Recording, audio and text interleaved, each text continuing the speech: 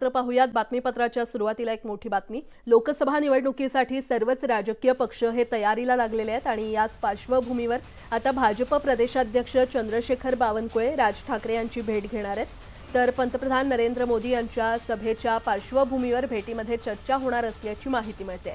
दादर येथील राज ठाकरे यांच्या शिवतीर्थ निवासस्थानी ही भेट होणार आहे।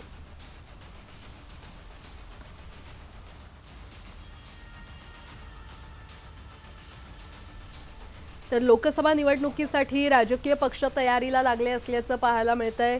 भाजप प्रदेशाध्यक्ष चंद्रशेखर बावनकुळे हे राज ठाकरे यांची भेट घेणार आहेत। पंतप्रधान नरेंद्र मोदी यांच्या सभेच्या पार्श्वभूमीवर भेटीमध्ये चर्चा होणार असल्याची माहिती मिळते आणि या संदर्भात अधिक माहिती देत आहेत आमचे प्रतिनिधी तुषार उपनवर आपल्यासोबत जोडले गेलेले आहेत। तुषार, चंद्रशेखर बावनकुळे आणि राज ठाकरेंची भेट होणार आहे, काय अपडेट?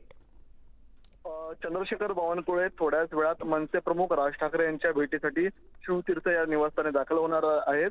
लोकसभा निवडणुकीच्या पार्श्वभूमीवरती ही सर्वात महत्त्वपूर्ण भेट असणार आहे, कारण की आज सायंकाळी पंतप्रधान नरेंद्र मोदी यांचा मुंबईमध्ये रोड शो असणार आहे। लोकसभा निवडणुकीचा हा शेवटचा आणि 5वा टप्पा आहे। राज ठाकरेंनी महायुतीला पाठिंबा दर्शवल्यानंतर कोकण आणि पुणे या दोन भागांमध्ये आपल्याला सभा घेताना पाहायला मिळाल्या होत्या। मात्र आता पहिल्यांदाच राज ठाकरे आणि मोदी एका व्यासपीठावरती पाहायला मिळणार आहेत।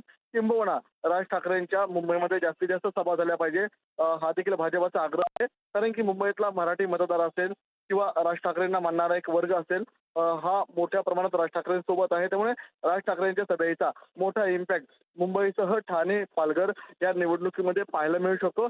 अशा पार्श्वभूमीवरती भाजप प्रदेशाध्यक्ष चंद्रशेखर बावनकुळे आणि राज ठाकरे यांची महत्त्वपूर्ण ही भेट समजली जाते।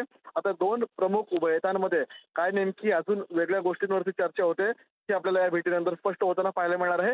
मात्र तुर्तास तरी थोड्याच वेळात भाजपचे प्रदेशाध्यक्ष चंद्रशेखर बावनकुळे आपल्याला शिवतीर्थ या राज ठाकरेंच्या निवासस्थानी दाखल होताना पाहायला मिळणार आहेत। बरं तुषार, धन्यवाद या सविस्तर माहितीसाठी।